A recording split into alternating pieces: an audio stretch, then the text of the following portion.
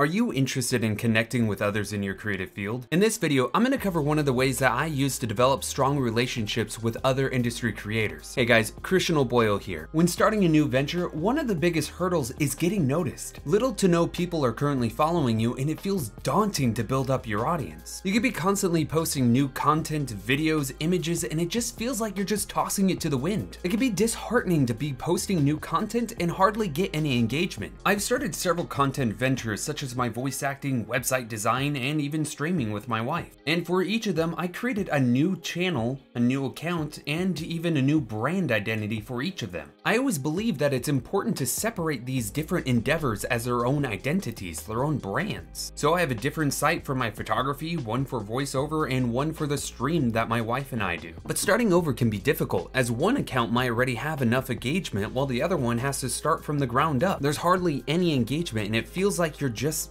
creating. So you might ask, so why start a new account? Good question. It might be because of each of these endeavors and ventures has their own identity, and I don't want to confuse my current followers as to what I'm doing. I want to establish that my voiceover is for voiceover and my stream is my stream. I don't want to mix everything up, as I might have one audience follow me for what I do, so voiceover is following me for voiceover, they're not following me for my stream. And vice versa, my streaming content might not really be interested in, say, my photography. This can even go hand in hand with marketing. You don't want to reach out to new leads and then they're checking out your content and don't really know where you're at or what you're doing. If you have your hand in a bunch of different things, they might not feel that you're dedicated to the one thing that you're reaching out to them about.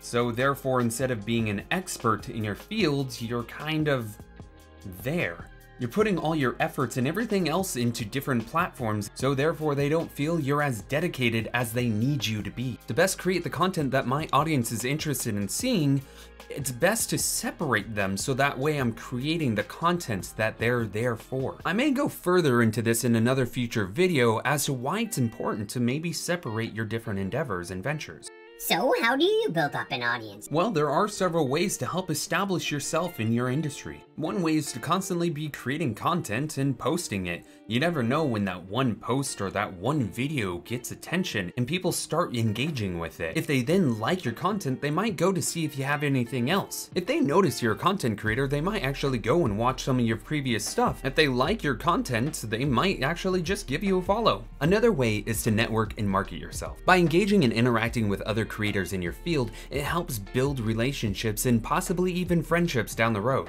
I cover networking more in depth in this video here. By engaging with other creators in your field, it can help you gain their support and their respect. This in turn can help boost your reach to their audience. If they like your stuff, chances are that they might like it and share it to their community, therefore sharing your work to their audience. Now the thing is, don't network with the mindset of growing. If you reach out to them with an ulterior motive, chances are that they'll pick up on it and it'll actually have the opposite effect. Do not have an ulterior motive. To piggyback off of networking, try offering other services to those in your industry. If you're good at video editing, graphic design, website design, copywriting, or anything else, you can help those in your field or similar if you notice that they're in need. For example, a fellow streamer was struggling with identifying his brand.